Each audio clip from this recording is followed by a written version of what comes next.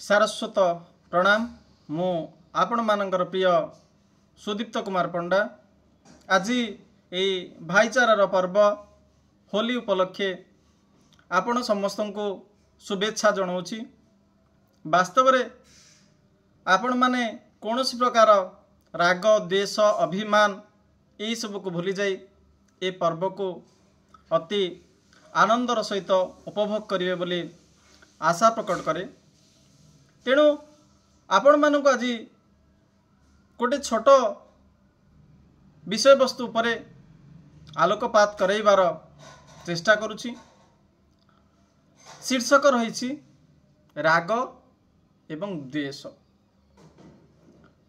जदि प्रकृत रे आमे राग आ द्वेष विषय आलोचना करिबा ताले प्रकृत रे एई राग आ द्वेष द्वारा ही ये संसार सहित संबंध स्थापन हुई। कारण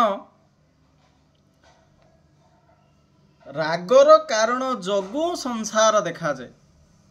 रागर कारण जोगु संसार देखा जाए।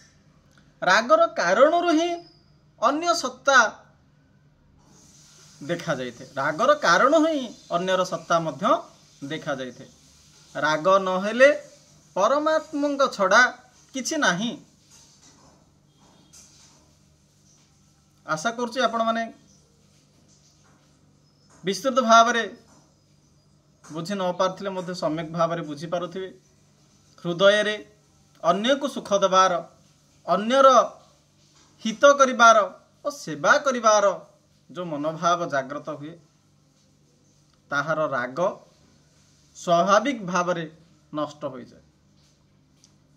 आउ गोटे कथा आपण मानकु कहिया पे चाहूची जे प्रकृत रे जो अहम मु भाव, जो मुकार भाव, गर्व भावना, यही भाव ही राग द्वेष संयुक्त अटे।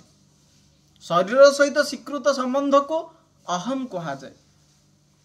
सही संबंध थिबा पर्यंत मनीष ठारे राग द्वेष देखा जाए।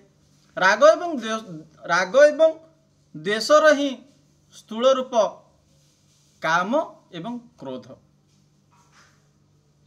स्थूल रूप कौन ना कामना एवं क्रोध।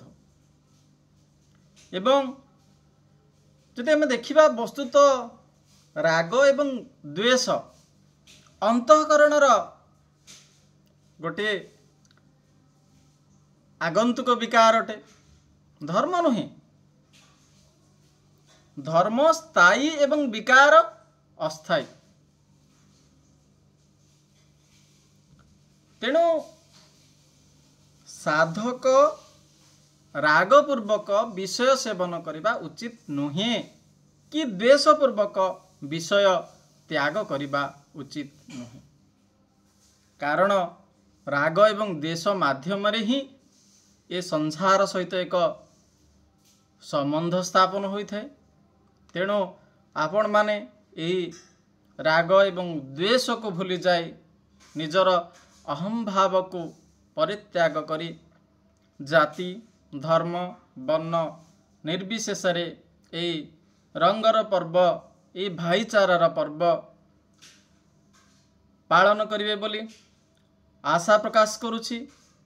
आज एतिकी सबु प्रकार राग रोष अभिमान द्वेष यही सब को भूली जाए, सबु प्रकार वाद विवाद को भूली जाए ये पर्व पालन करंतु, जीवन को सुखमय करंतु। समस्त को पुणी थरे आज ही शुभ अवसर रे धन्यवाद जनाऊँगी। आपण माने समस्ते मते धैर्यर सहित शुणिले एवं पुणी थरे ये होली पर्वर शुभेच्छा जनाई आपण मानक ठारू विदाय नेउची। पुणी देखा आगामी अध्याय रे पुणी एक नुआ वीडियो को नहीं। धन्यवाद।